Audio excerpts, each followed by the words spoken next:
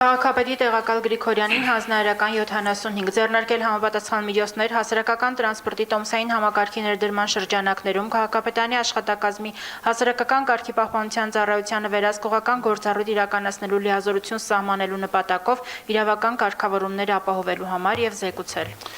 Հարգելի պարոն քաղաքապետ, օրենսդրական փաթեթը, որը ազգային ժողով էր ուղարկվել, պետք է քննարկվի ազգային ժողովի արտահերթ նիստում, որը գումարվելու է վաղը, եւ առաջին եւ երկրորդ ընթերցումով նախատեսված է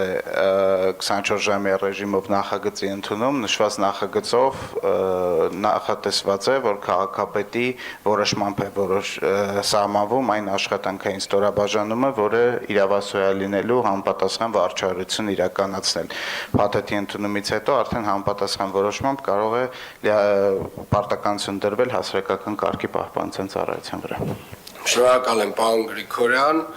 հարգելի գործընկերներ, սիրելի երևանցիներ,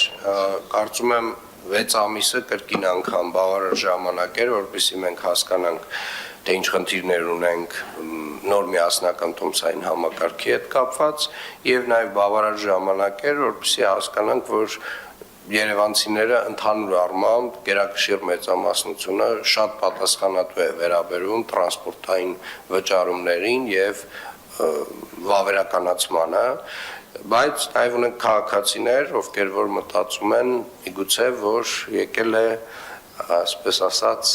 անվճար տրանսպորտային երթևեկության ժամանակը, հարգելի քաղաքացիներ, այդ ժամանակը ավարտվում է եւ հատուկ ուզում եմ նախազգուշացնել, որպեսզի հետո նաեւ այդ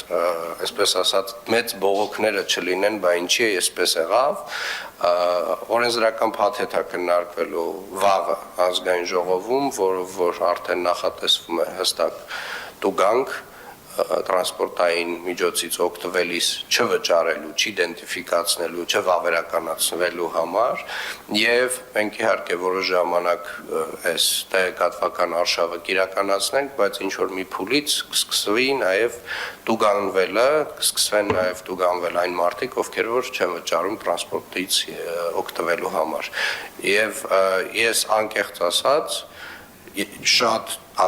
ասած շատ տպավորված եմ ընդհանուր առմամբ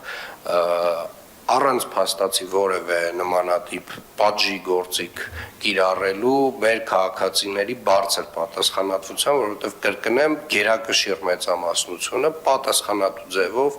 իրականացնում է վճարումները եւ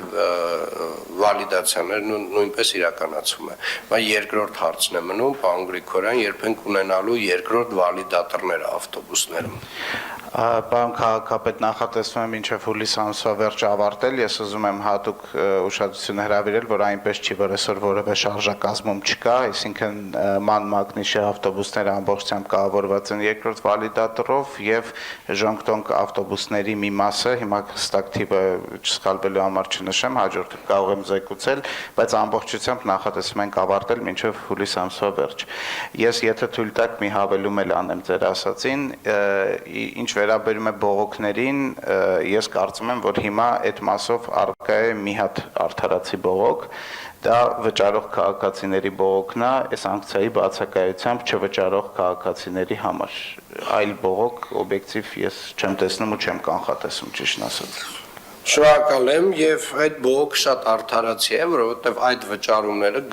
ամբողջությամբ ուղղվում են մեր տրանսպորտային ոլորտի զարգացմանը, ուղղվում են նոր ավտոբուսների գնմանը, նոր տրոլեյբուսների գնմանը եւ երբ որ չկան այդ վճարումները կամ որոշ չափով պակաս են այդ վճարումները, համապատասխան չափով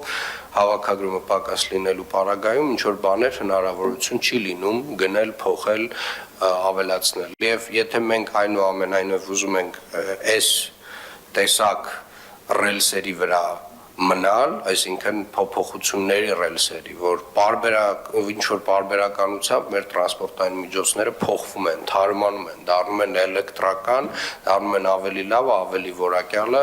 հարգելի քաղաքացիներ, սիրելի երևանցիներ, մասնավորապես տրանսպորտի համար չվճարող սիրելի երևանցիներ, խնդրում եմ վճարեք ձեր տրանսպորտային ուղևորափոխադրման համար։